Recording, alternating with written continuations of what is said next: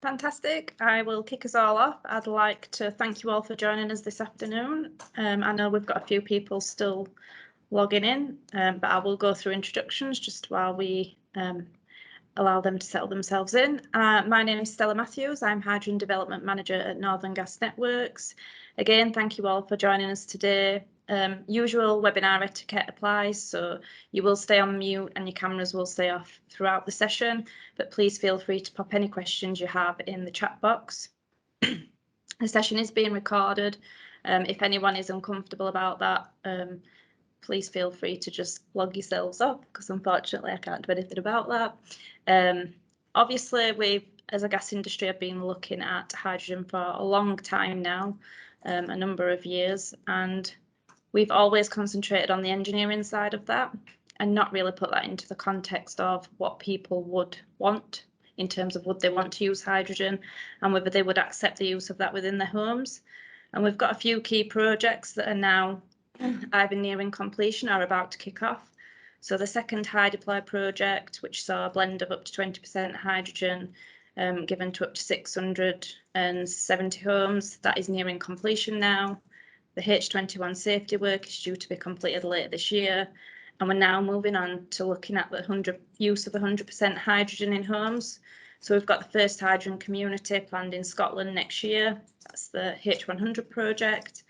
And then plans for hydrogen village trials are just underway now with ourselves and Cadent, hopefully, fingers crossed, being given the green light to go ahead with that. And that will see up to 2,000 homes using 100% hydrogen from 2025 if we're successful. This session is actually going to concentrate on that customer piece and on that public acceptability piece. And we've got 3 great presentations today, followed by a 15-minute panel discussion, which will be chaired by Cadence James Whitmore, and then about a 30-minute sessions for you to ask questions of our panel. So the first presenter that we have today is Zoe Robinson. She's a Professor of Sustainability in Higher Education and a Director of Institute for Sustainable Futures at Keele University. So she's led consumer research undertaken at both Keele University and more recently at Winlayton, which is the site of the HyDeploy 2 project near Gateshead. They look at speaking to customers who are actually using 20% hydrogen blend right now. We'll then hear from Dr. Gareth Powells from Newcastle University and Dr. Matthew Scott from National Energy Action. Their research was undertaken actually prior to the HyDeploy Winlayton project actually taking place, and it specifically explored the practical application of a hydrogen blend in the home. And our final presenter today is Dr. Fiona Phelan from Leeds Beckett University. She's going to give us an overview of her work to understand public perceptions of 100% hydrogen conversion. So without further ado, I shall hand over to Zoe. Thank you very much, Stella, and thank you all for being here. It feels great to be able to hold a whole event just really looking at the consumer piece around hydrogen and to have so much interest in this area, because it really is a critical area for us to be able to move forward with hydrogen. So as Stella said, I'm going to talk about some of the lessons that we've taken from the HyDeploy project around sort of the consumer perceptions of those consumers who've been involved in having blended hydrogen in their homes. So just to give you a bit of a context of the timescales, so the Keele trial started on the private network at Keele University in October 2019, ran until March 2021, and we're currently in the middle of the public site demonstration in Winlayton in Gateshead. So with the demonstrations to date, so Keele was the first live trial of hydrogen into a gas network, and whereas Winlayton then sort of took that trial onto a public site at a larger scale, so 668 homes as opposed to the 100 homes on the Keele site, and with commercial boilers in both of those different settings. So just really to start by saying it is really important that we secure engagement and acceptance of consumers and civil society in the use of hydrogen in order to enable hydrogen to become something which is widely accepted. So really understanding the social acceptance is an important sort of process for us to go through, as highlighted in various sort of strategies arising over the past year. And HyDeploy presented us with the first opportunity to explore the perceptions of consumers who are actually experiencing hydrogen blend in their own home. So we did a methodology which included both a more quantitative approach, particularly in Winlayton, with a survey of 130 households, and then interviews with householders at Keele and in Winlayton. And so Keele, we also have interviews before the trial started and towards the end of the trial.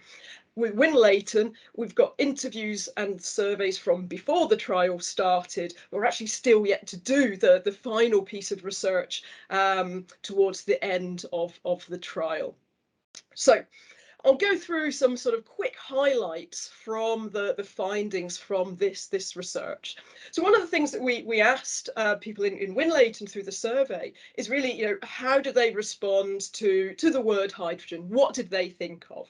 And we classed their responses into whether they were positive, negative, or more neutral words. The majority of words that people gave were more neutral. So they're seeing hydrogen in that more neutral sort of sense. Then, maybe unsurprisingly, some negative words linking the sort of explosivity, linking hydrogen to bombs. And then also people having very sort of positive associations and using words like clean or cleaner or green in association with hydrogen.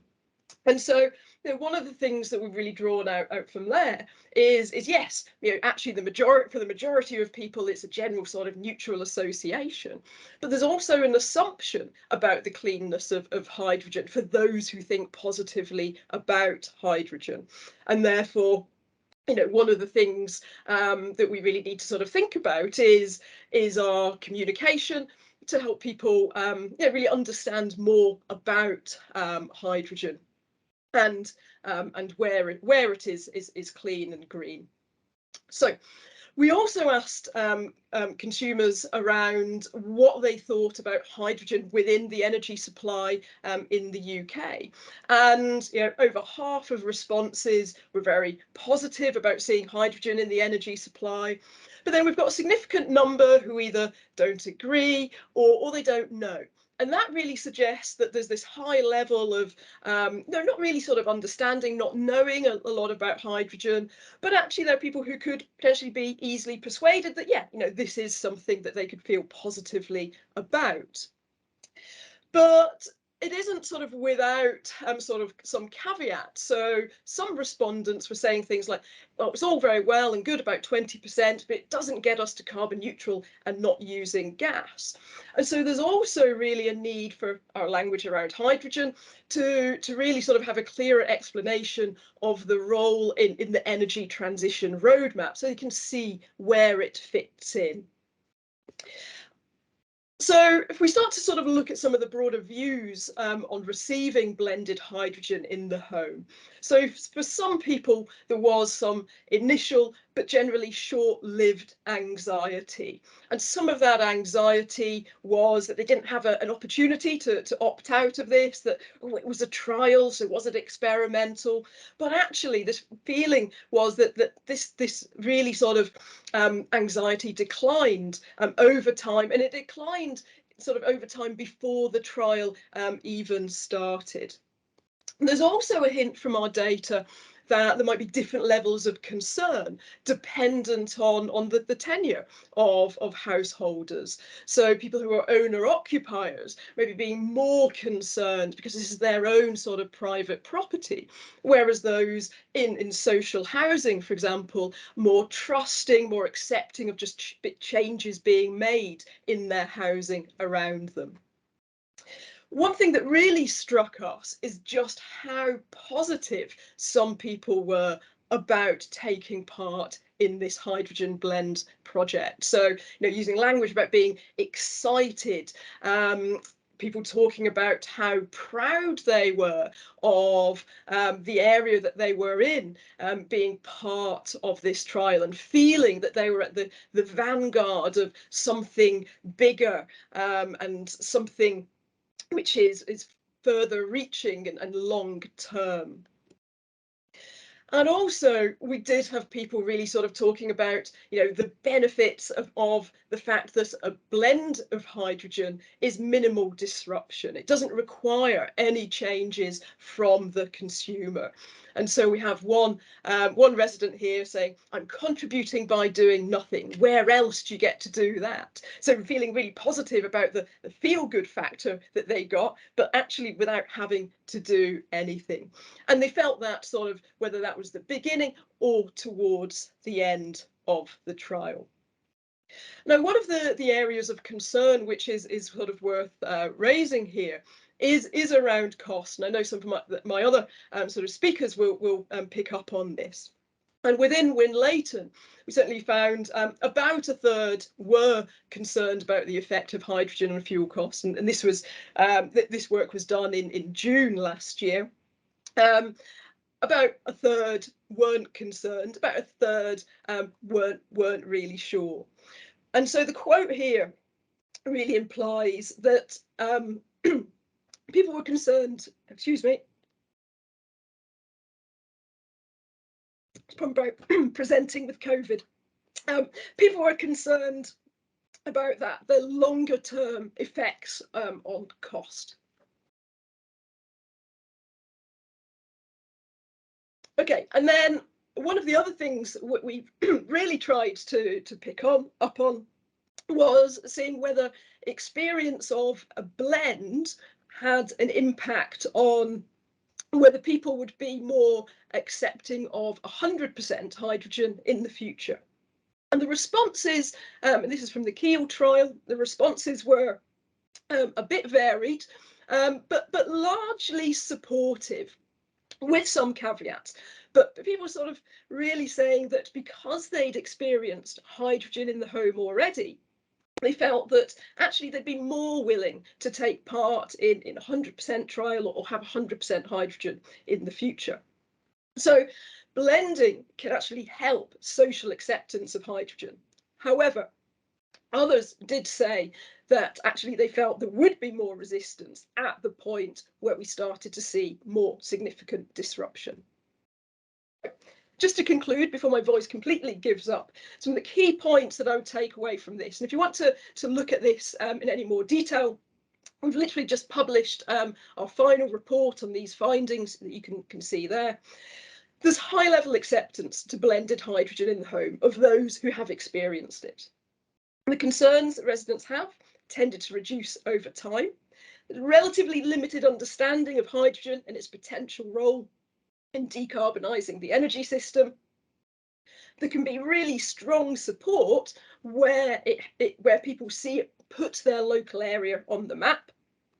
And finally, areas where further reassurance is needed is around those areas, around cost and safety, but also the impact on appliances, insurances and warranties, and actually understanding how this fits within an overarching net zero pathway. And with that, I will gratefully hand over to the next speaker. Thank you.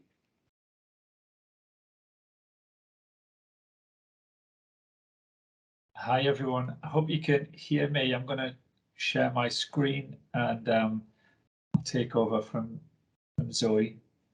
So I'll assume that you can all see that unless I hear otherwise, that you can hear me. First of all, well done Zoe for getting through there. You just made it. Voice didn't quite give up in the end. So can I just, before I get started, can I just check that for some kind of sign that you can indeed see and hear my screen?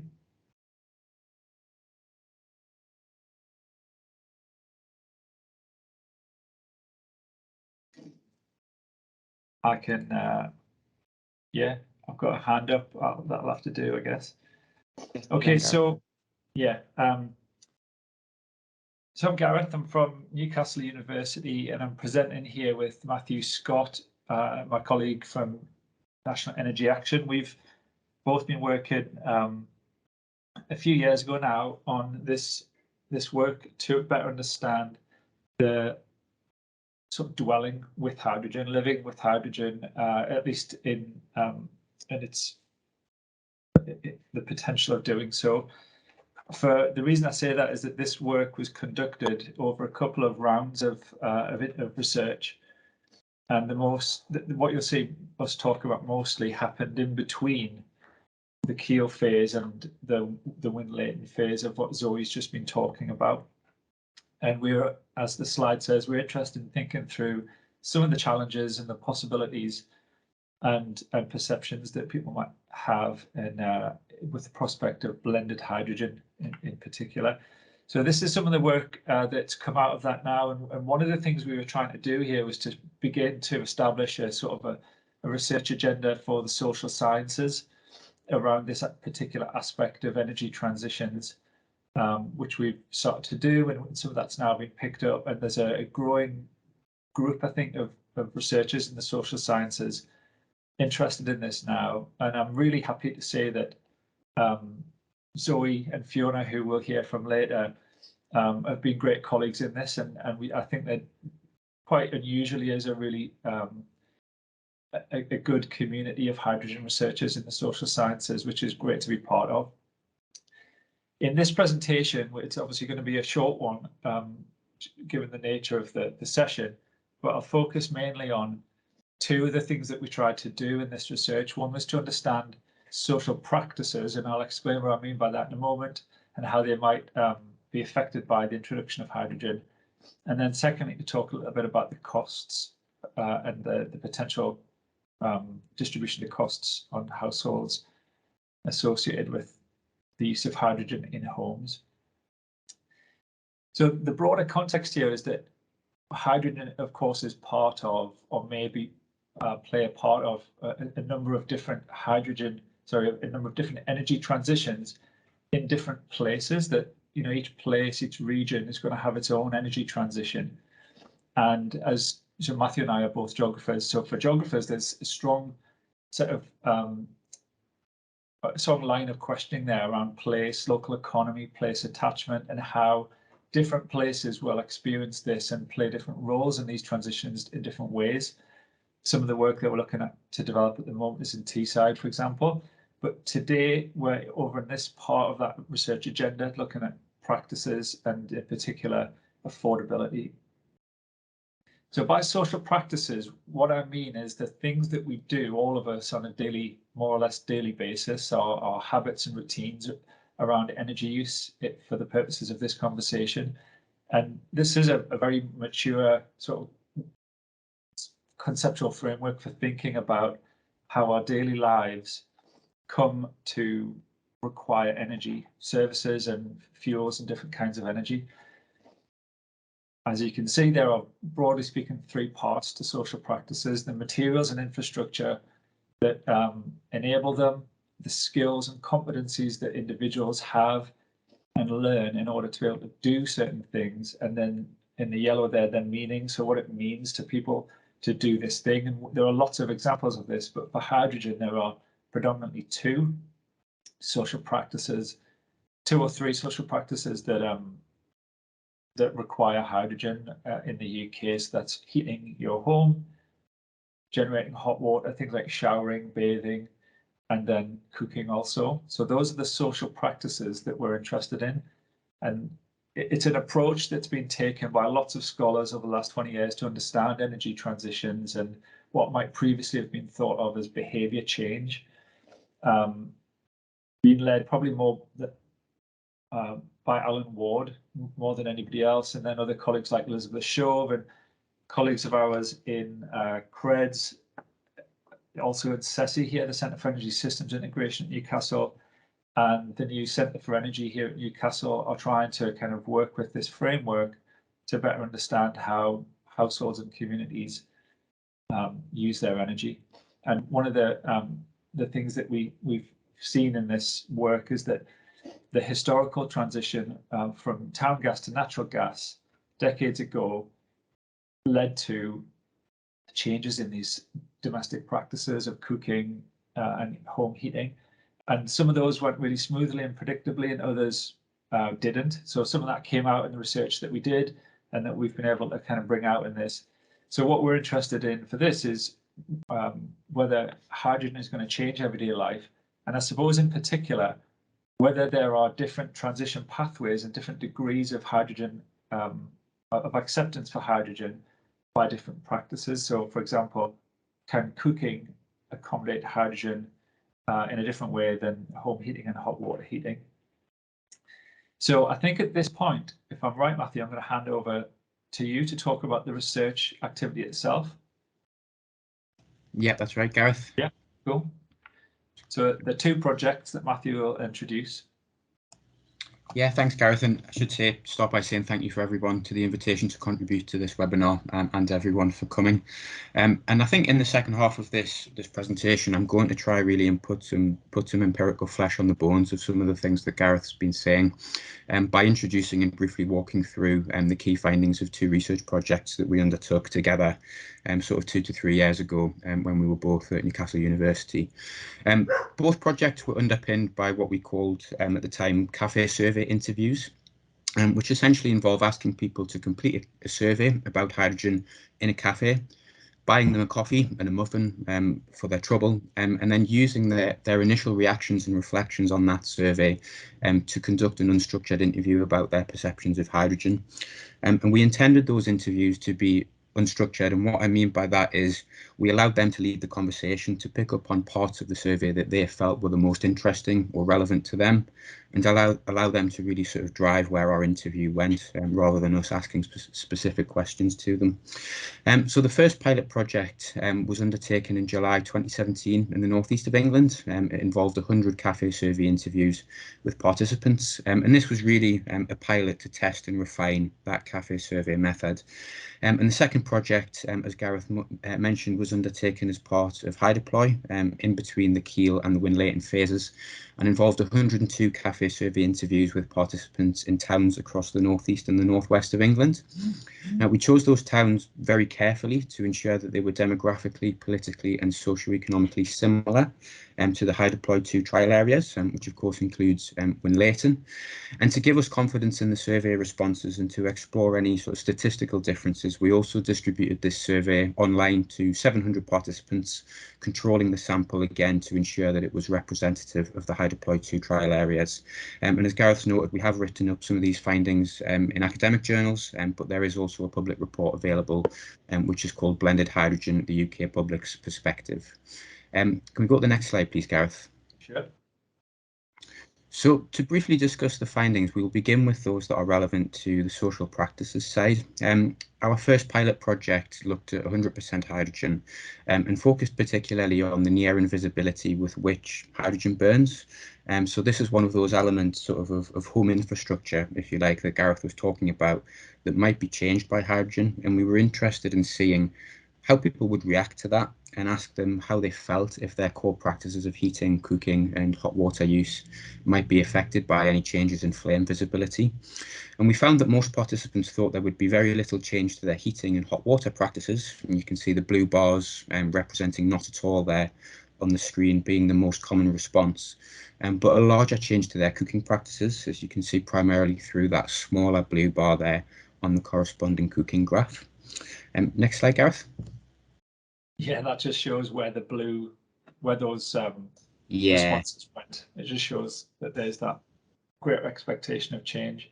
So these are some of the qualitative quotations. yeah. So exploring this in further in some of the interviews, we found 3 key themes to sort of explain this difference. The first was that for participants, the colour of their gas flame acts as a continual reminder that the gas hob is lit and combusting. And they imagined that if that colour wasn't present, they might leave the hob on for longer than they otherwise would. And some thought that that might be a safety risk. If they wander off out the kitchen, they leave the hob on and they haven't realised. They sort of asked, how long might it take me before I realised that it's still lit, burning? They also told us that the colour of the flame was an important way in which they knew their gas hob was working and functioning correctly. So the visibility of the flame, sort of its flicker and its motion and the way that it moves, was described really as the primary way they intuitively understood their hob was working. And it also indicated to them how hot it was, for example, being able to see and control the diameter of the flame.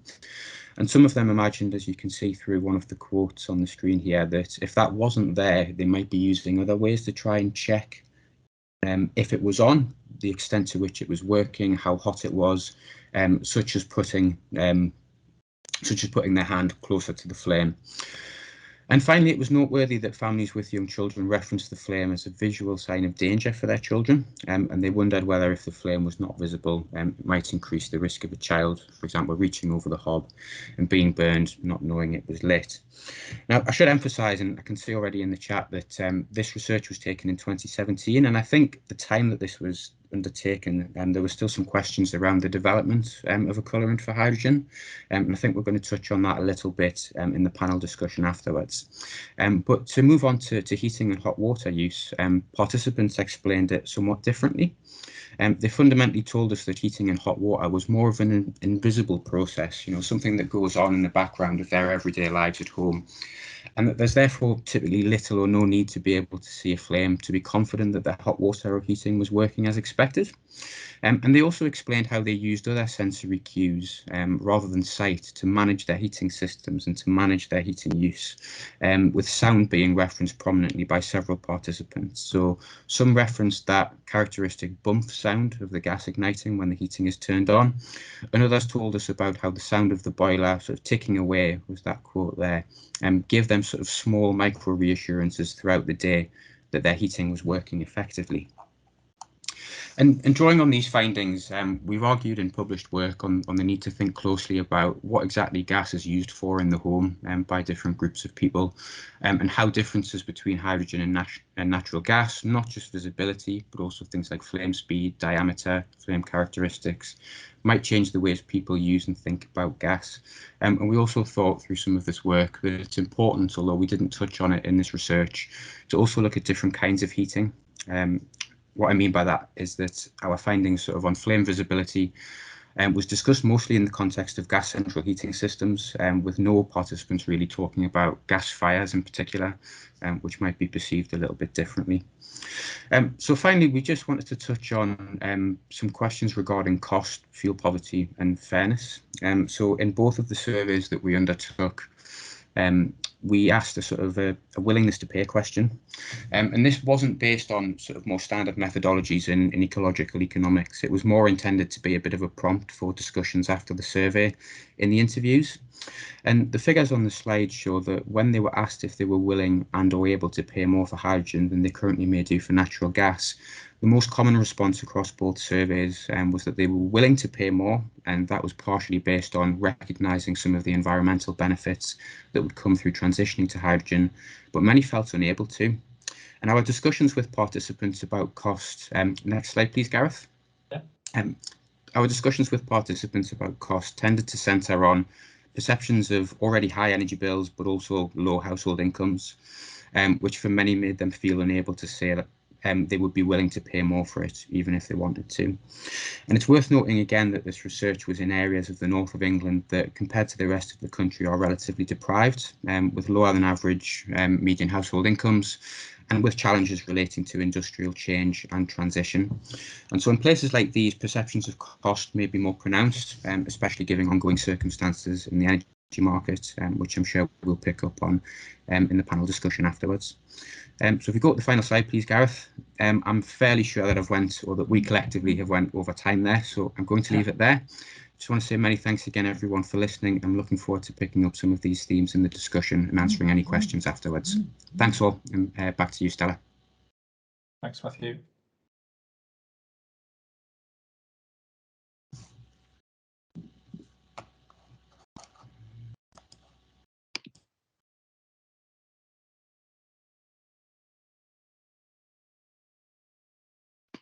So I'll just hand over to Fiona here, who's joined us. Thank Fiona, you. you settled in the room okay now? Ready to go? Indeed, yeah. Cool. All right, I'll hand over. Right. So I'd appreciate some indication of, can somebody say if you can see these slides?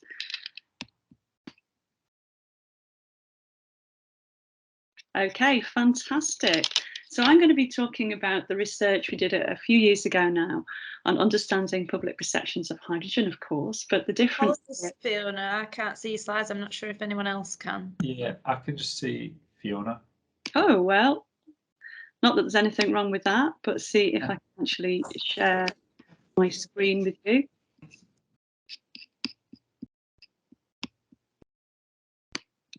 How's that working now? Now, do you want me to drive them for you, Fiona? Oh, you know, I've got. if you could, that would be great. I'll just bring them up. Oh, hang on, I've just got another option coming up that I didn't have before. Here we go. Does that work now? That's it. Yeah, we got there in the end. Thank you, folks.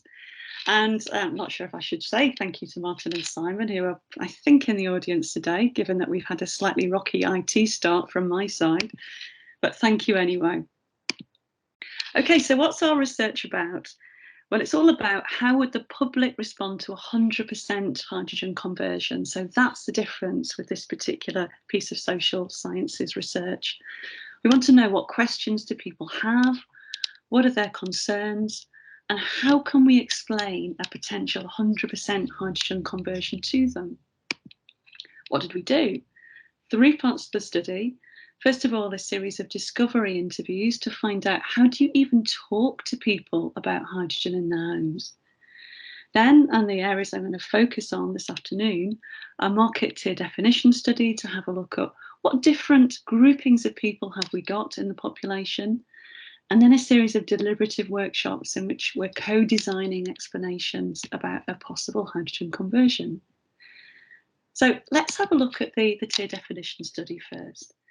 So it's an online survey with over 1,000 people in the UK across different geographic areas. And we're trying to understand differences in reactions to this 100% hydrogen conversion. So what characterises people who are lying on different points of an imaginary hydrogen acceptance scale? On the one hand, they're rejecting it, through to they're embracing the change. So a whole lot of questions and a whole lot of statistical analysis later, and we've got 5 different groupings in the population. So we've got our 2 questions that we use to define the segments to begin with. So first of all, along this axis here, I don't know if you can see that, we're looking at how much people support a hydrogen conversion. So we got from strongly in favour to strongly against. And on this side here, we're looking at whether or not there's an environmentally driven reason for changing the gas supply, and highest up here is people feeling positive and lowest here is negative. And we've got 5 groupings. So this group here, we call them the acceptors. They form about 20% of the population, and they're already making changes to their lives to try to reduce climate change. They're perfectly accepting of this, and they are welcoming, they embrace hydrogen. Group 2, we call them the cautious, 28% of the population at that time. They kind of hold similar views to Group 1, but the difference here is that they're less certain of their beliefs. They're not so sure about their knowledge. Group 3, 30% of the population, we call those the disinterested. They're just not engaged with the topic at all. They're disinterested in changes because they just don't really think about this issue.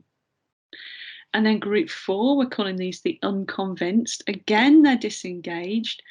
They're really unclear about it all. And they've heard of climate change, they accept it, but it's not an issue they think about or understand. And then Group 5, 12%, we call those the rejectors. They don't believe in climate change, they're skeptics, and they're reluctant to make any lifestyle changes at all to tackle climate change, and they're strongly against having a hydrogen gas conversion. So that's our 5 groups, as we were at the time of the research. Let's look at the deliberative workshops. So in these workshops, we held a series of paired workshops in 3 different locations, and we brought together members of the public and hydrogen experts. And we are getting them to discuss the current situation, the reason for a conversion, how this might happen and why it might happen. And we explored what their initial views were before they had any information, the questions and concerns they might have, and they identified the jargon that we were using, the bits that didn't make sense and the things they didn't understand.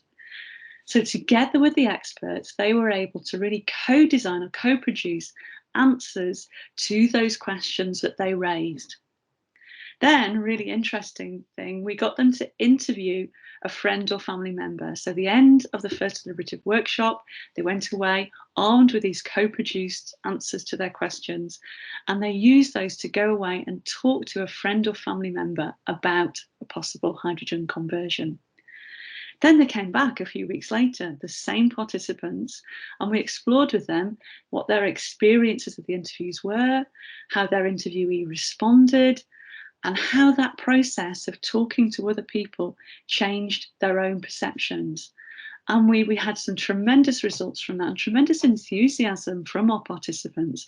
Many didn't just go and talk to one friend or family member, but talk to lots of different people, because they were interested in how others might respond. So 2 really striking findings. First of all was the level of support that this received. Now, at that time, there wasn't a great deal of awareness of our domestic heating as a contributor towards climate change, or how gas central heating or gas cooking might need to change. People were totally unaware of it. Should say as well, these people in the deliberative workshops, they were all in those 3 central groups. So those that were not particularly engaged and did not have strong feelings either for or against. So despite being disengaged at the start, they very, very strongly supported the idea of 100% hydrogen conversion. And the other really interesting finding was their confidence in this would be safe. So if it were to go ahead, it would be tested absolutely, and it would be safe. If it's not safe, it wouldn't happen. So there were 2 really interesting findings. We were also, of course, really interested in how you can explain a hydrogen conversion in a way that will enable people to make an informed choice about their energy use in the future. So we identified the questions that people had. So big one, why is it happening? Why would you even be talking about changing the gas? What's gas got to do with climate change? So people need the real basic building blocks of why this is going to happen or could happen. Then, where does hydrogen come from? What is it? Why is it better for the environment? Then a big one, will it cost more? How much is it going to cost me?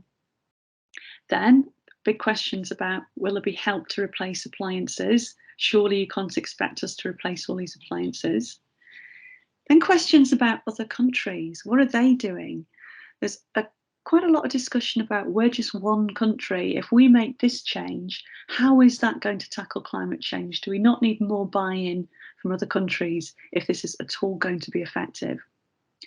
There were questions about safety, but as I've said, everybody was confident that if this goes ahead, it will have been judged to be safe. Then people wanted information about the practicalities as well. What does this actually mean to me and my family and my household? What are you asking us to do, and when? When is this going to happen? When do we need to make any changes? And a typical quote from our discussion groups was that, I didn't realise that gas was such a big influence to the environment and everything. You don't assume heating your house is a big thing. Okay, so the summary of what we found from that particular piece of research is that, first of all, most people at that point did not know that natural gas is causing climate change. So this really highlighted the importance of engaging with people and explaining what is happening and why it is happening. Then most accept the need for change and do support 100% hydrogen transition. We do have the 12% of people who are rejectors. What we don't know at the moment is whether or not that proportion of the population has changed any in the last couple of years.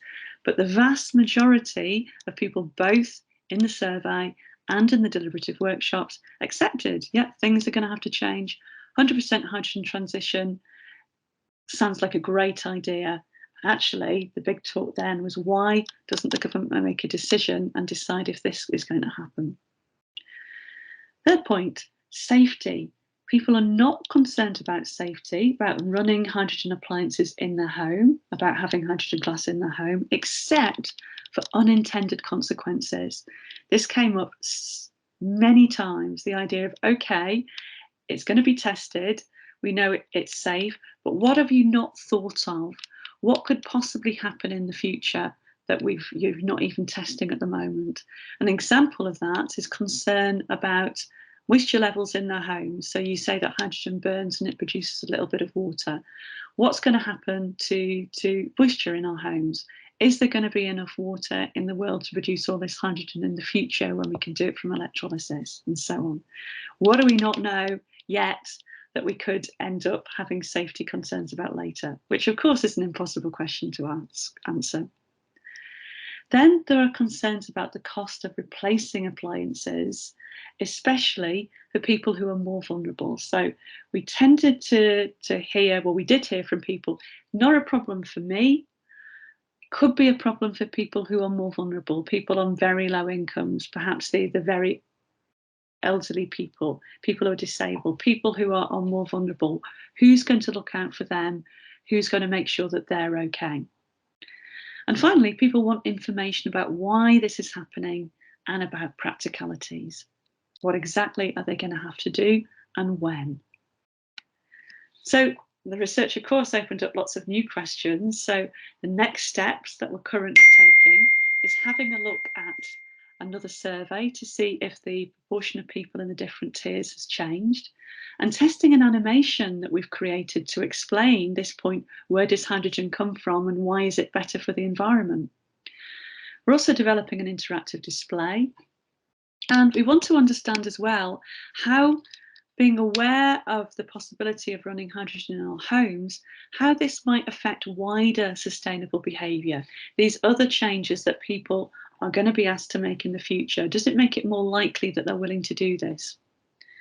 We're also currently exploring how hydrogen affects air quality, and it'll be also interesting to look at if people are willing to take part in 100% hydrogen trials. Okay. So thank you very much indeed.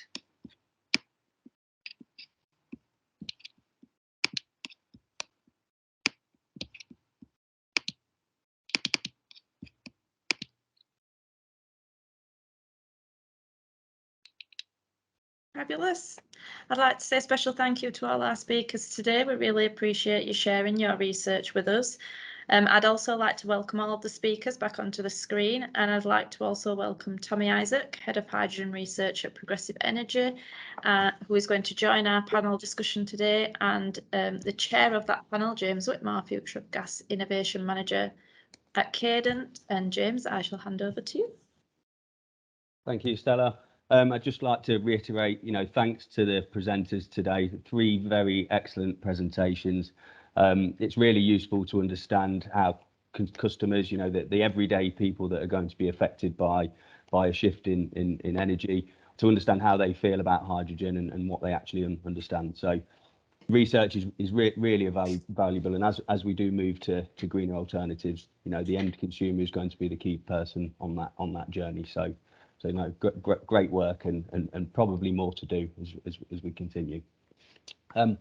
So I'd like to kick off with a couple of discussion points. So a few things that I've picked up on during the presentations, which I think could be valuable for discussion. So the first point, I'd like to ask this question, I think, to Tommy, but it was a theme out of a couple of the presentations, and it was around, so the conclusions sort of show that the findings show there's little or limited understanding of the impact of climate change from burning natural gas, but also the role that hydrogen could have in decarbonising the energy system.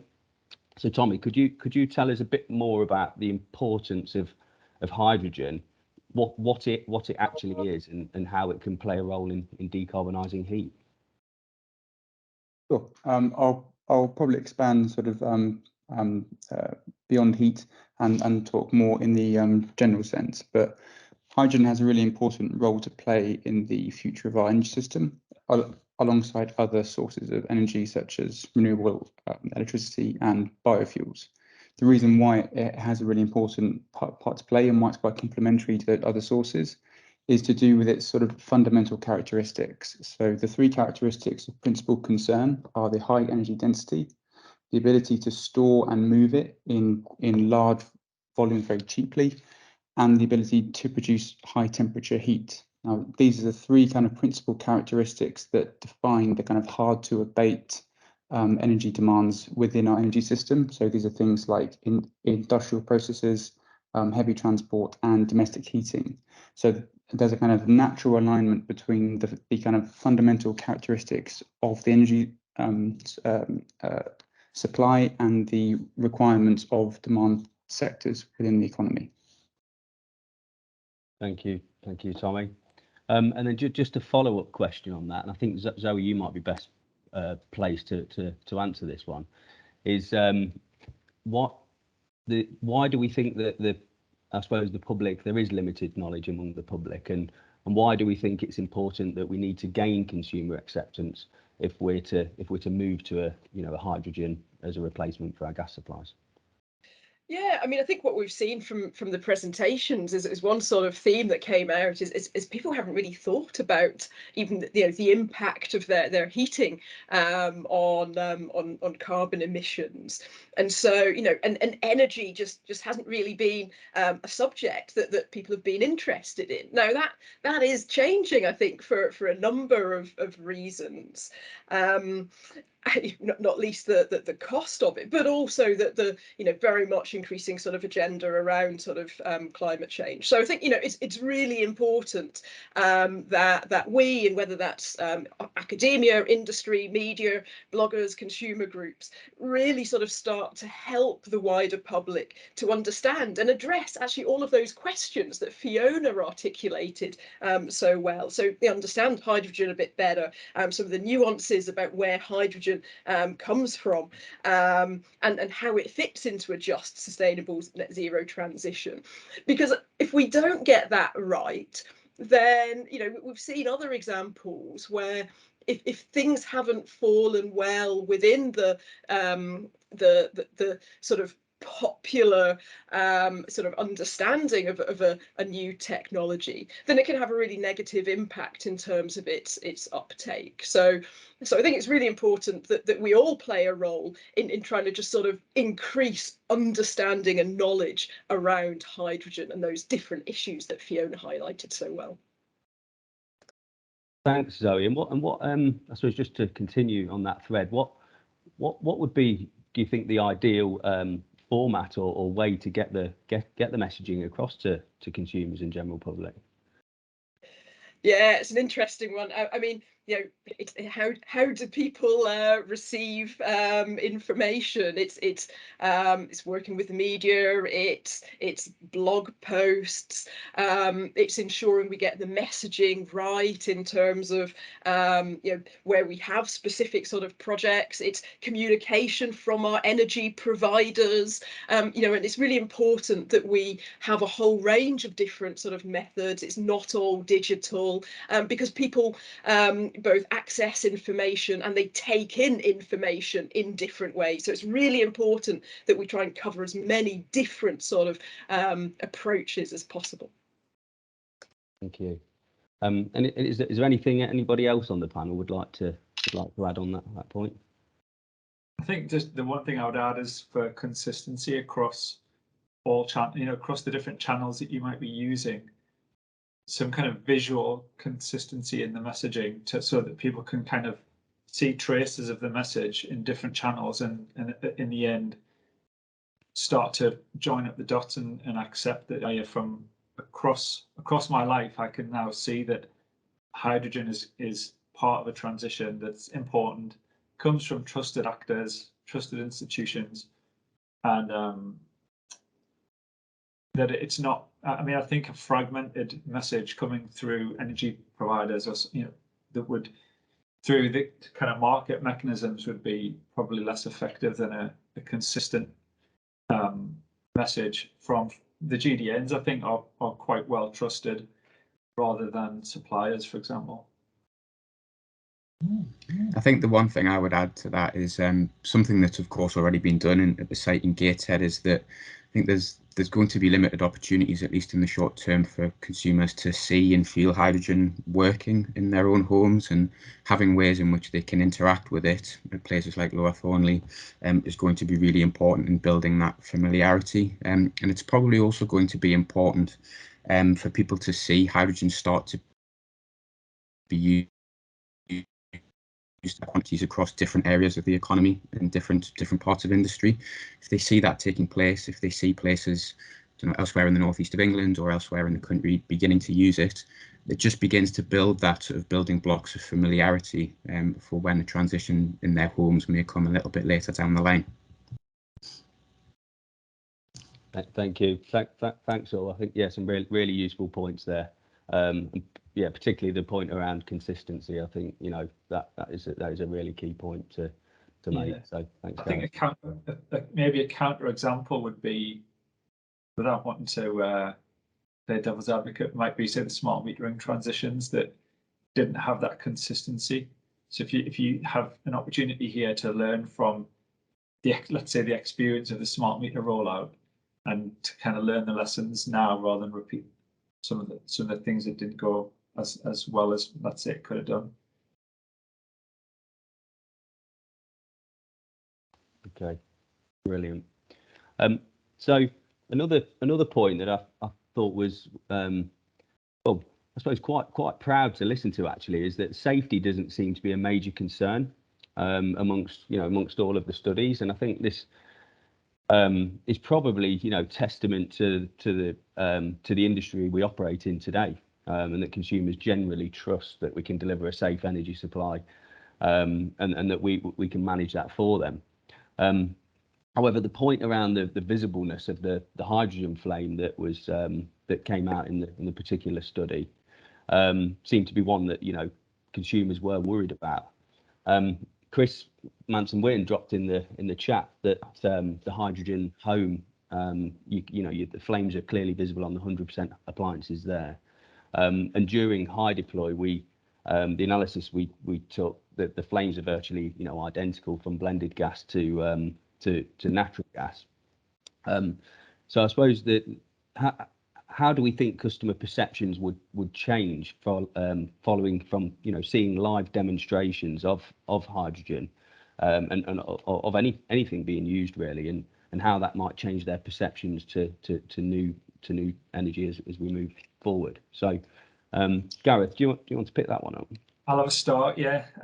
So on safety, I think the main thing, first of all, was that people, when we first started to talk to them, this was a while back now, just really didn't know much about it, as I think was one of the common things that come out in all the projects. And as they started to learn more about it, they became less concerned about the safety, either just through the conversations that we were having with them or through the trials that have now taken place. So a bit of familiarity helped. So seeing things and having the chance to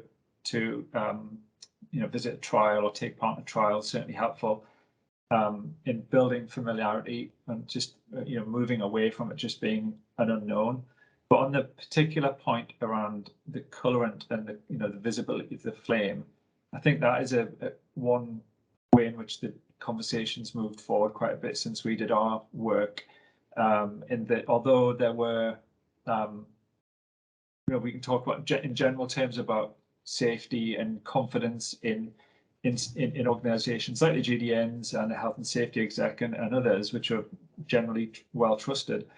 The problem that people had around the invisibility of the flame, and that for us that led to us to a particular, really we had two different pathways in our kind of conclusions. That one being that cooking would be less likely to transition to hydrogen, and that maybe electric hobs would be a better strategy there, but that for home heating and hot water, because they were kind of background practices, those practices would be the ones that take the hydrogen. But I think, and Matthew might agree or disagree, I think that the visibility of the flame means that really that distinction is less problematic, and that people wouldn't have the issue that they reported being concerned about when we were talking to them about an invisible flame. Yeah, I think you're absolutely right, Gareth. And I think one really interesting point to pick up is that you understand at the Lower Thornley site, the flame is a sort of orange hue, which is different to what people will be used to. And this is something that we actually picked up on with people, and well, not with all, but with some of the people that we spoke to in that first research project about 100% hydrogen. At the time, I think it was based on the old Leeds Citygate report. I think there was something in there that was discussing the potential of a red colorant. And we were interested in that, partially because red, as we know, it's got associations with danger. So we were interested in whether anyone might perceive that to be the case if they were presented with the prospect of a red flame. But we were also just interested in finding out, is there any sort of strong attachment to the natural gas colour that people are used to? And the answer really was no. The answer from the sort of couple of participants that we spoke to about that was that we don't really care what the colour is. We just need to be able to see it working for the reasons that we discussed in the presentation. So I think it should give confidence that a flame being different colour to now isn't really going to be an issue. It might not be the case for everybody. There might be some who are quite attached to that sort of warm glow of the blue that they're used to.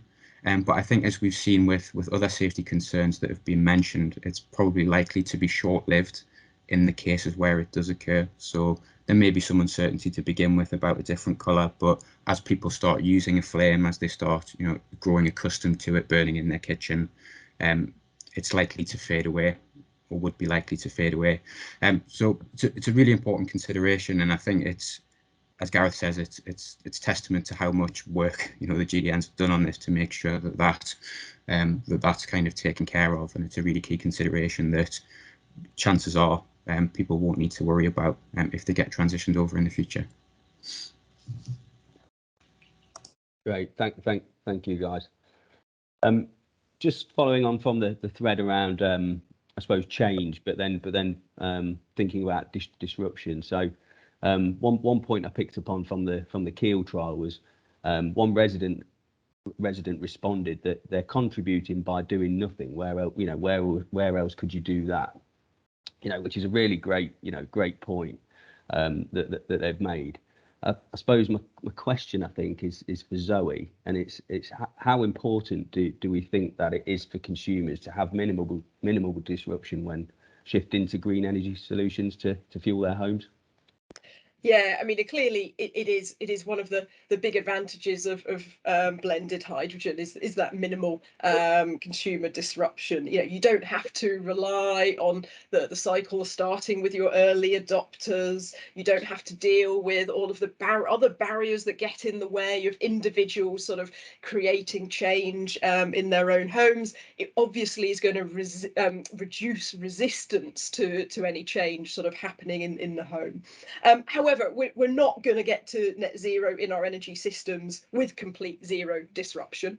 And one thing that I think is really interesting is how we can use our communication around things like blending trials in order to also just sort of increase people's awareness about, well, what can they do? One of the things that we drew from all of the studies is people not thinking about that link between heating and carbon emissions. And what we found in the Kiel trial is the people saying, oh, well, actually, just seeing the HyDeploy logo made me make that connection and made me think about the impact of my heating. And so we could also, sort of use, these trials or approach where there isn't any sort of disruption or any action needed by the consumers, but actually we can also use that to try and sort of prompt some additional change, because we ultimately are going to need disruptive changes for a full net zero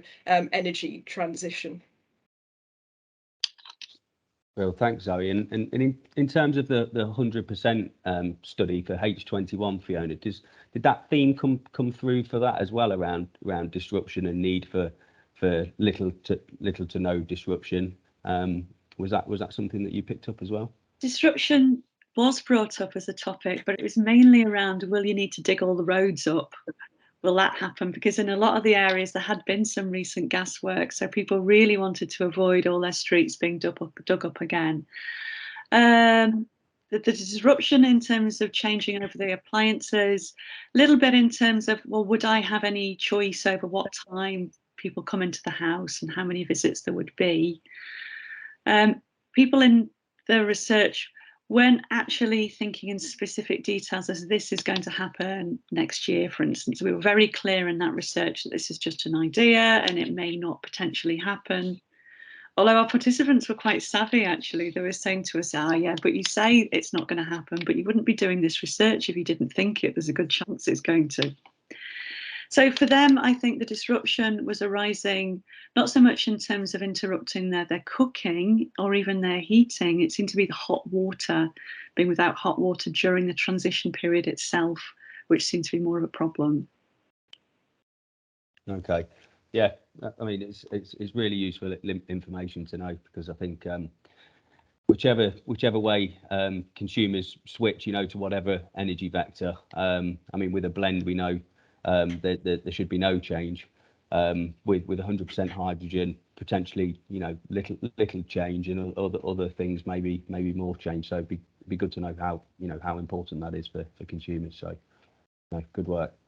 I'm just conscious of time, and we want to provide a good amount of time to allow Q&A from the audience. So I'll just wrap up with one sort of final question. This is sort of open table for all of the panel, and is where do we see the gaps in the knowledge, and where do you think we need to do more in terms of consumer research or consumer engagement? Fiona, I'll let you go first. Your hand's up. Okay, I think it's a really interesting area to have a look at the different types of hydrogen. So we've got green hydrogen, blue hydrogen, potentially even pink hydrogen. So how do people, the public, think about that, and how will the different forms of hydrogen influence their willingness for a transition, and also how much they're willing to pay as well? Great point. If I could Gareth? chip in there. Yep. Yeah, I think the bit that I'd bring in would be to go back to place and local economy, and see how it's not going to be a blanket rollout in some ways, that some towns will have different roles to play, whether they're early adopter trials or sites of hydrogen production. So I'd be interested in thinking through that, and how hydrogen also, as well as being something that people use, can also be part of their local economy. I'm thinking mainly about Teesside in terms of a case study, a really interesting case study there. I think for me, there's sort of two pieces in terms of where do we think there's a need for greater knowledge in the wider sort of public, and I think we've talked about those, that sort of hydrogen production and how it fits within sort of an overall sort of roadmap for decarbonisation. But then there's also sort of, where is there a need for more knowledge from us, from the industry. And from people who are involved sort of actively in researching these things. And I think it's really important that we continue to develop a robust evidence base around how people involved in these sorts of projects are responding, because that's a really important sort of evidence base to communicate to the wider public, because actually understanding that other people have gone through a process and how they've felt it can really sort of help develop that social acceptance. So of course that's a call to continue to ensure that the sort of social science research built into these sort of different hydrogen trials going forward. Great, thank you. I was going to say. No, go ahead, Tommy. Say that I think a quite interesting study would be a comparative study of hydrogen versus alternative options, because hydrogen, of course, doesn't exist in a vacuum. If we accept the base premise that natural gas combustion will go, then the obvious question is what to replace it with. And at the moment, all of the discussions have been focusing entirely on hydrogen itself, but clearly there are other options available. So it'd be interesting to undertake some kind of comparative study looking at attitudes with all those alternatives. Thanks, Tommy. I think just to go last, and this slightly betrays my new institutional affiliation, but I think for me a really important question to start exploring with people is the links between hydrogen and fuel poverty. I think there's a real opportunity to link together sort of the burgeoning hydrogen transition with sort of fuel poverty policy priorities and broader social policies in the UK. It's something that we've done a little bit at NEA through some of our work, and I think it's really the question that I think we could work towards answering is, if it takes place in the future, how can the transition to hydrogen be undertaken in such a way that no household that is converted is left in fuel poverty when the transition and when their conversion is complete?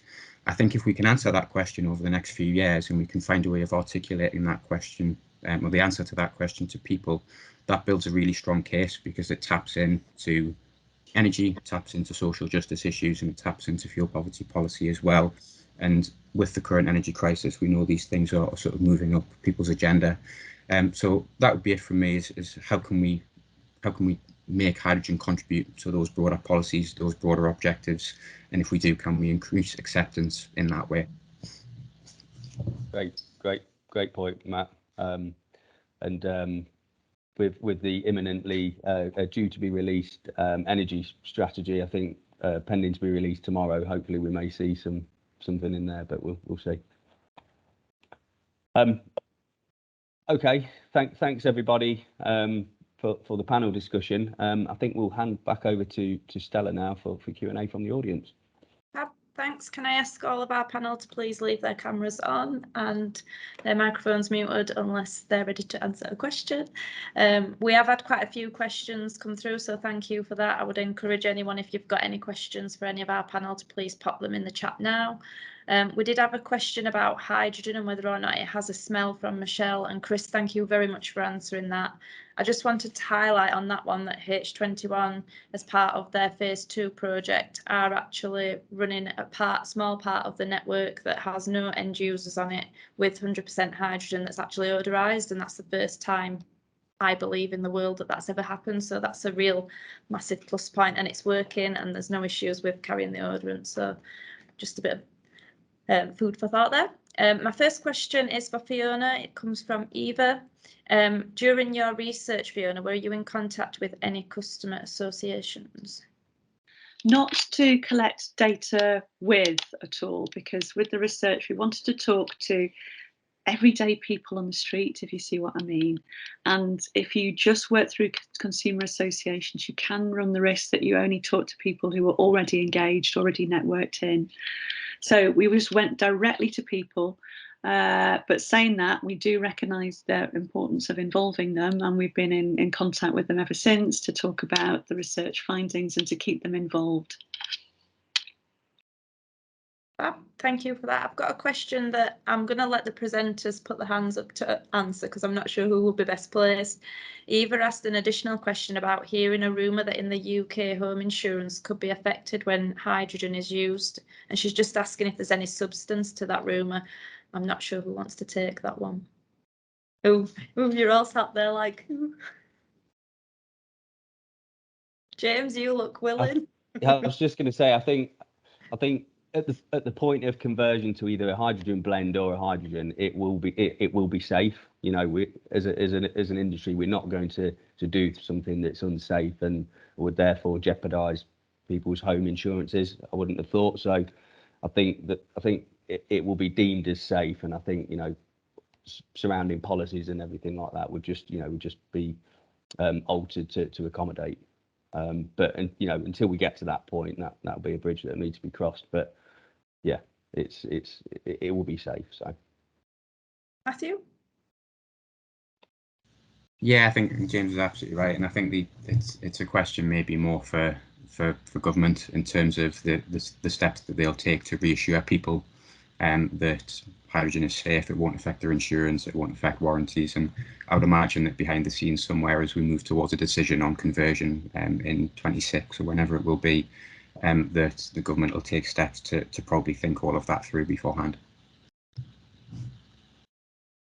Thank you for that. I've got a question for James here from Adam. How are you planning on engaging with consumers for the village trials? So the networks will be engaging with consumers from the village trials, but at the right point. So we're still in the very early stages of working through the trials and how they might look. And then at the appropriate time, the consumers that would be affected would be engaged and onboarded to the trial. So a lot of the focus of these trials will be on the consumers. These won't be safety demonstrations. They won't, it would be proven to be safe beforehand before we do these. These trials are really going to be about how we convert real areas of the general population over to hydrogen and how we do that successfully with consumers. So yeah, I can't really go into any more detail than that, but it will be high on the radar, Adam. Fabulous. Does anyone else from the panel have anything to add to that, Fiona, for instance? Well, we are doing some work to look at the moment. What's the best way of engaging with the public? What sorts of things would they want to know, and how would they want to know it?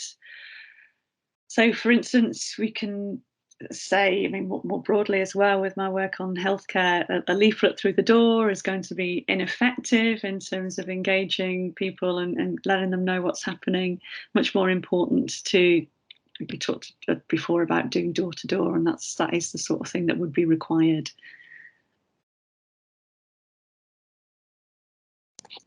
Apologies, I can't get off mute then. Adam's also got another question that I'm going to throw to the floor because I'm not sure who will be willing to pick it up.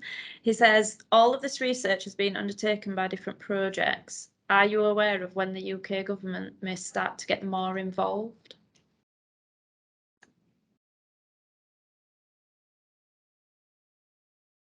Tommy?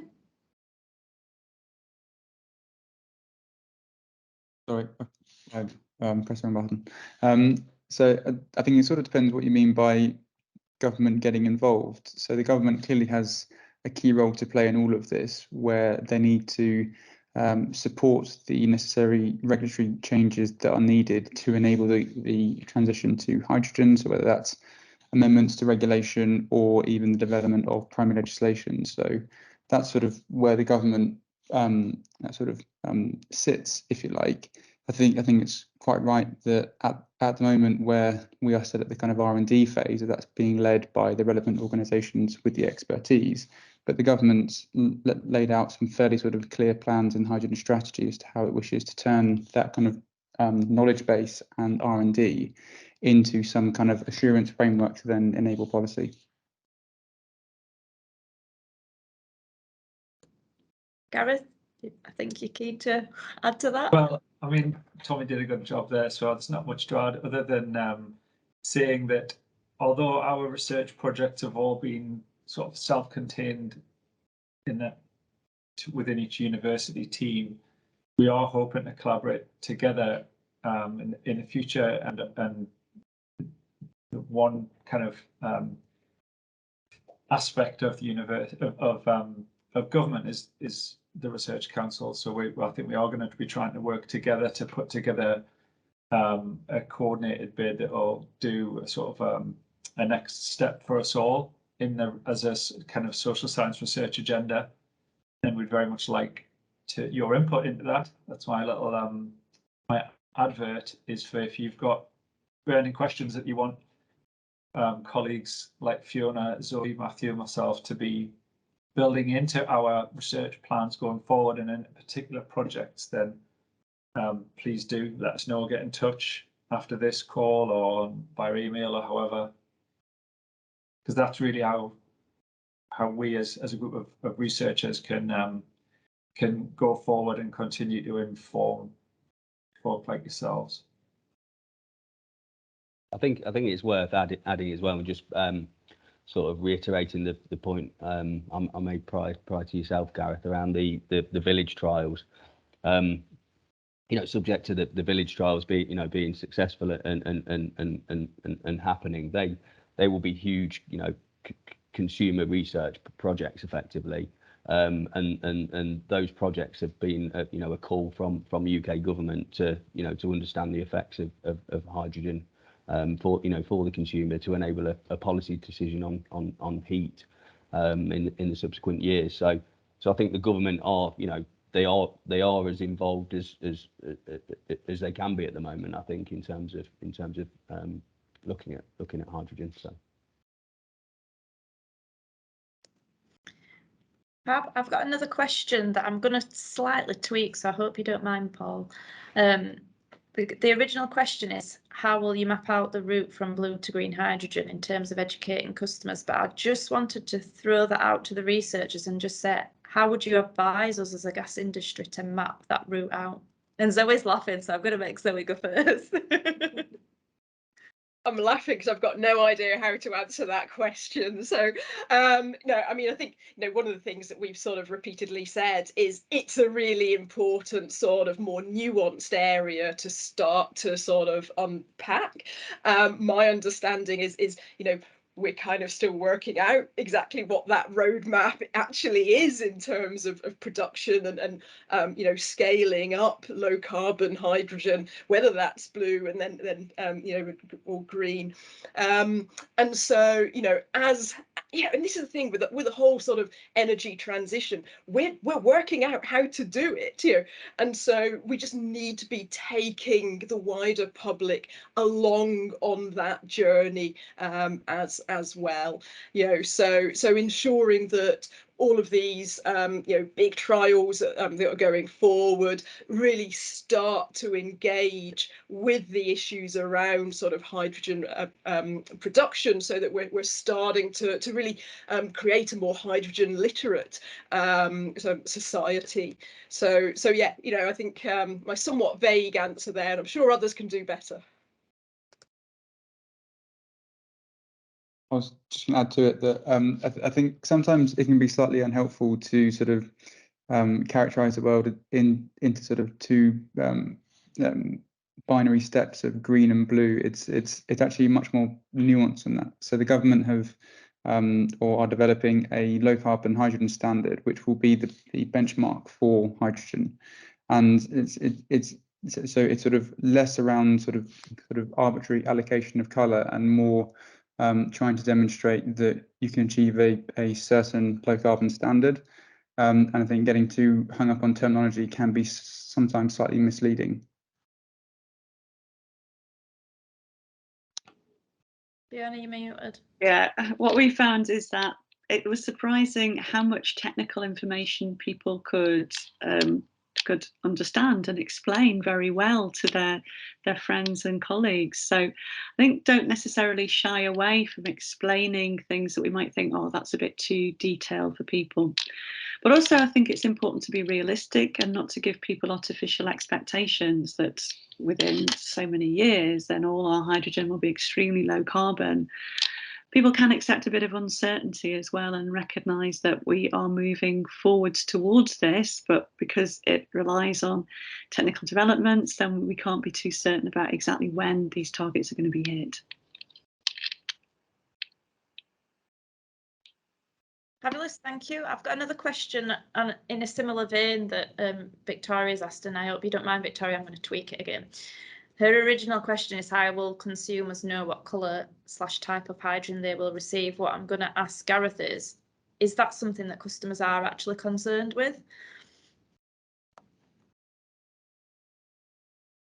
So building on Tommy's answer, I don't think they're necessarily concerned about which colour it is, because it won't mean a lot to many people. But if there is a low carbon standard, like a kind of a, you know, in the same way that somebody might be reassured in buying something that is certified to be a fair trade product or an organic product in the supermarket, if they are reassured that there is a standard that has been achieved, that will just sort of, I'd imagine, for those that are concerned, and I think it's a large and growing demographic that are concerned about environmental aspects of consumption, then I think that would go a long way to satisfy them. And I do think, just to underline that point, I do think that that kind of ethical consumer is becoming more and more normalized, and that the 12% that I think Fiona had in her rejectors demographic, I don't think I'm just being naive in saying that's a shrinking demographic. So it's an important question, but I think that the standard's probably the most effective way to achieve that.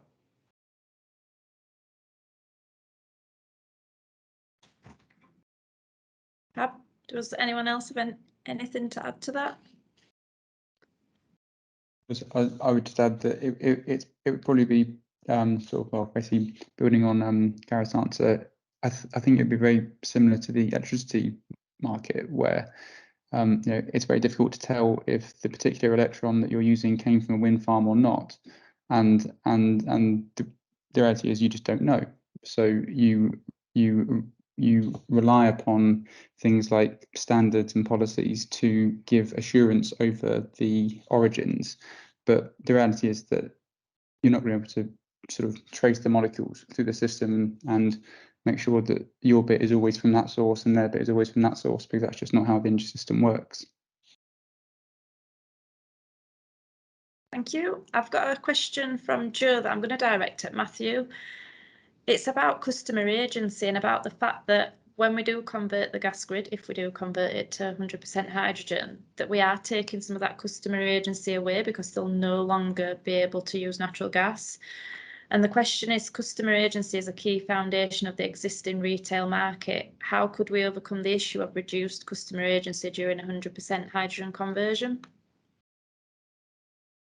Thanks, Stella. It's a really important question. It's one that I'm actually going to dodge slightly a little bit. And I think that this is going to be one of the key learnings from the village trials, because they're going to be the first trials that will be actively converting a part of the network to hydrogen. And those conversations will have to happen with people. And I understand that for those who say absolutely not, I don't want to do this, there will be a discussion around an alternative heating solution and what that might be. And I think using that process as a microcosm for the broader process of the transition in the future is going to be really, really important, because that is going to be the bedrock of people's agency to decide what they want to do in the future. And I would imagine it might play out if you're, say, looking at 2032 and you're starting conversion on an area by area basis. What's going to happen in the village trials with that process will in some way be the process that will happen on an area by area basis in the future in 2032, whereby a proportion of households within a particular area might get converted. The ones who don't want to, for whatever reason, will be supported to access a different heating solution, and that's how it will be done. But I think it's really important, and it's been really good to see with how the village trials have all been sort of set out, that it's not going to be mandatory. There is going to be that choice retained, and I think it's really important, thinking forward to what the transition will look like in the future, that we use the trial, you know, to trial that, to test that, and to sort of see what people's reactions are and how they engage with that. So a slight dodge, but I hope that answers the question, at least partially. Gareth, do you want to add to that?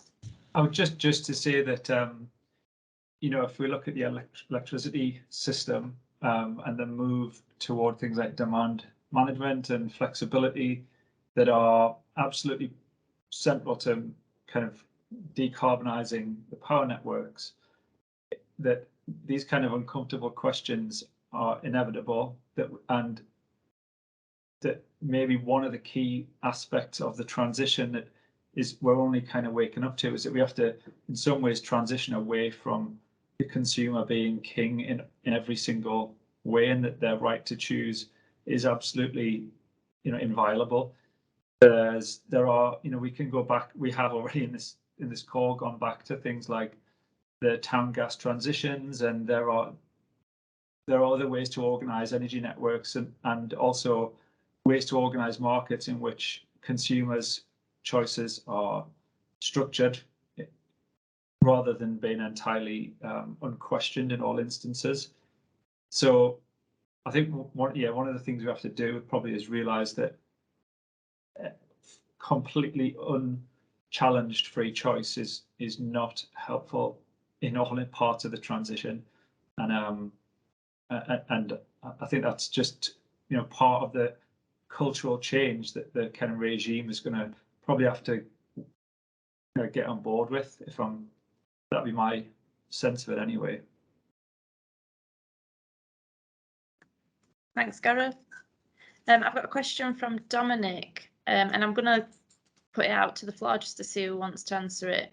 He's asked, is there a danger that by telling consumers the gas supply will be less carbon intensive through hydrogen transition, they might become less concerned about the importance of other general efficiency and carbon/energy reduction measures?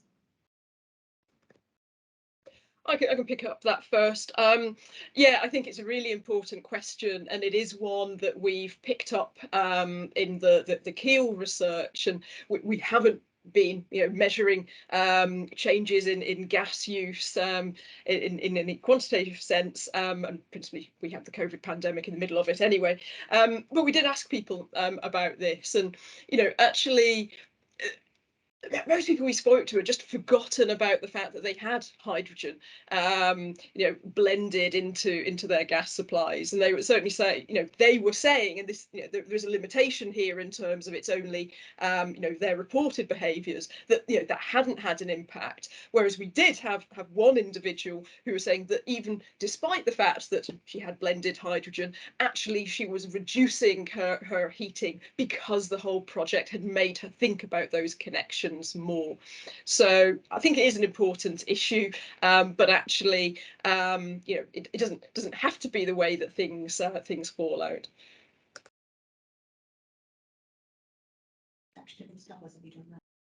I've actually got a question of my own that I wanted to ask. A lot of this research has been undertaken over quite a number of years, and I just wondered if you had any thoughts on whether external factors had actually affected people's perceptions of hydrogen. So things like current government climate, financial climate, energy crises, for instance. Have you seen any of those impact or see any change in research as you've moved along? Fiona? I think this is likely to have a absolutely enormous impact. All of those things that you've talked about, is going down to the pub with people. They're all talking about the geopolitical situation and how this might affect energy security. So it's going to have a massive change, and we desperately need to do some more research to have a look at this and what impact that's going to have. Gareth, do you want to add to that? Yeah, just, I mean, I'm tempted to say, well, not much has happened in the last few years, has it? That's going to really impact on this. But in reality, I think one sense that I have of this is that there's an openness now to things being radically different, and also in all sorts of ways, but also in terms of public finances. So if this is to be a tipping point away from one socio-technical kind of energy system into another, that might happen much more rapidly than it would otherwise have happened, and with a greater kind of tolerance for a little bit of discomfort, then that might be a silver lining. Matthew? Yeah, it's funny. I was saying earlier that I've spent the last few years advising all friends and relatives that they must always try and switch energy supplier, and they're all really confused now that advice doesn't really hold anymore. And I think it shows the kind of scale of what's going on at the moment. I think the broader thing I would add is just the broader drive to sort of green growth and green jobs and green skills is relevant to this, and this is going to shape people's understanding of hydrogen, particularly in the context of their own local areas. So I remember very distinctly going to Billingham in Teesside to do some of our work, and a lot of the questions we were asked there was, this is a post-industrial area. We used to have huge kind of petrochemical plants and all of this industry going on that's sort of been scaled back over the last 20, 30 years. And one of the main questions that they asked is, if sort of hydrogen becomes a thing in this area, will it bring back those jobs? Will it bring green growth to this area? Will it bring jobs and apprenticeships and all of those things that we know we need going forward? So I think the broader kind of economic shift towards green growth and green jobs is something that hydrogen is going to be very tightly latched to, and is arguably an opportunity for that kind of greater acceptance that we've been talking about. You start linking hydrogen to people's everyday economic concerns and everyday lives, start showing how it can benefit those lives, and you start to get people's attention. So I think that's the only other thing I want to add about that broader context impacting on this. Thank you for that. I'm just conscious of time, so I'll make this the very, very last question, and it's to every single panelist. In one sentence, how can the learnings from the research that you've undertaken guide us in going forwards? Zoe, do you want to take that one first?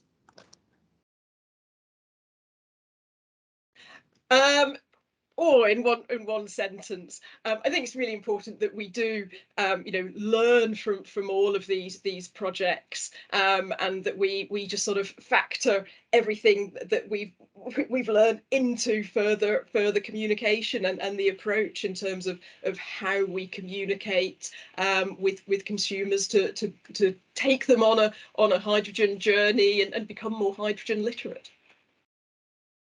Thank you, Matthew.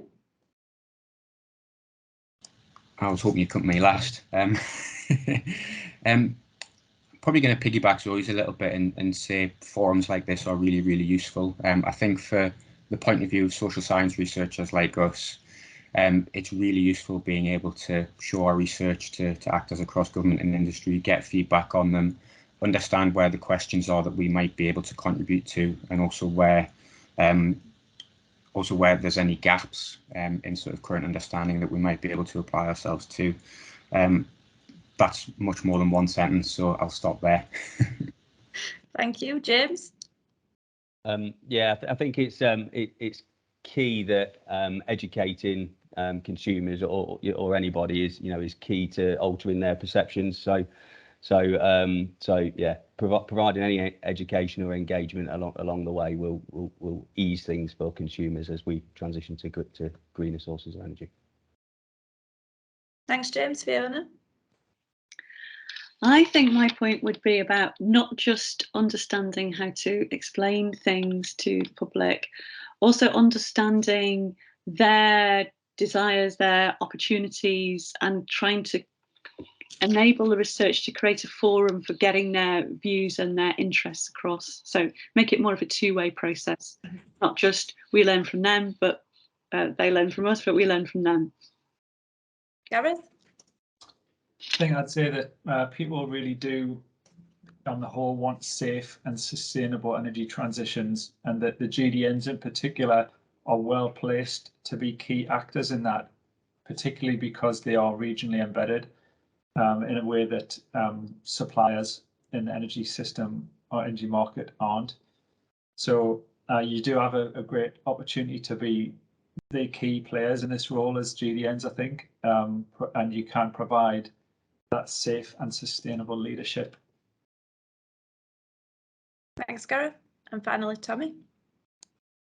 I will slightly sidestep the question because I think everyone's answered it very well, and I just want to sort of pick up a final observation based on the chat that seems to be focusing more on the topic of choice, which is that the whole sort of challenge of individual choice really sits at the heart of the net zero strategy. It's sort of well beyond just hydrogen, and I think it comes down to this fact that there is a tension between the individual's right of agency and the collective right to have a habitable environment.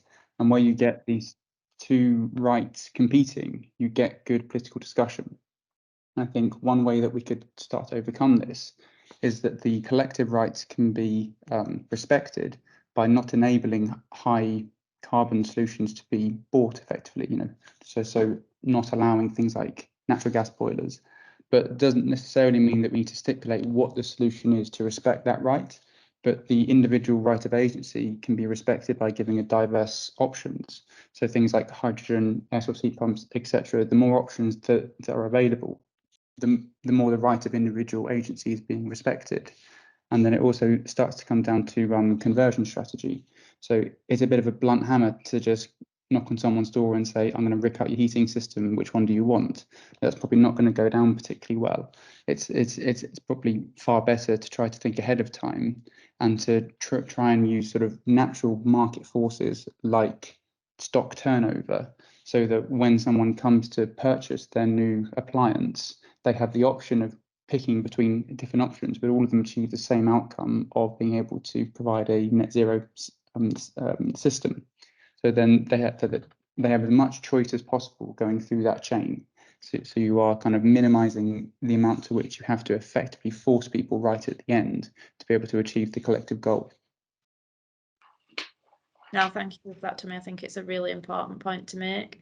That brings us to a close. Thank you to all our speakers and panelists for joining us. We really appreciate your time today, and thank you all for joining us. We hope you've enjoyed it. The recording of the webinar will be available via all the different social media channels, possibly by Friday, fingers crossed if all goes to plan. And thank you again for joining us. Speak soon.